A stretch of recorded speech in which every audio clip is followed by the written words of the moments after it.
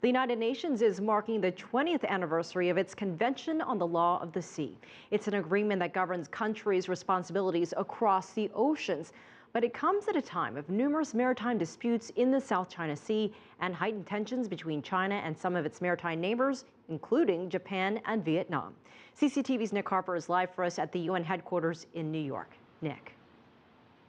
Well, this is an issue that the UN clearly feels very strongly about. It's dedicating a whole week of debates and discussions to the issue.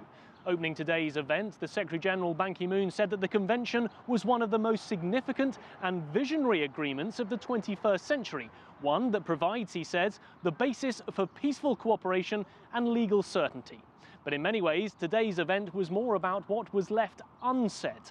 Many of the leaders seemed unwilling to confront their individual territory disputes head-on. For example, the Philippines said the convention is a way of resolving disputes. And Japan said, quote, all parties should refrain from using force or coercion. But of course, we have to remember that Japan and China have for some time been involved in the maritime dispute over the islands known as Diaoyu in China and Senkaku in Japan. And the Philippines has only just recently settled a 20-year dispute that it had with Indonesia.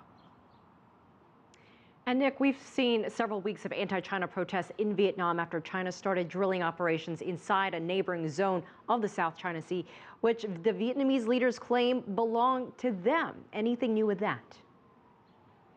Well, interestingly, China and Vietnam didn't talk at today's United Nations event, but China did pass a paper to the Secretary-General about their drilling operations. And that was entitled Vietnam's Provocation and China's Position.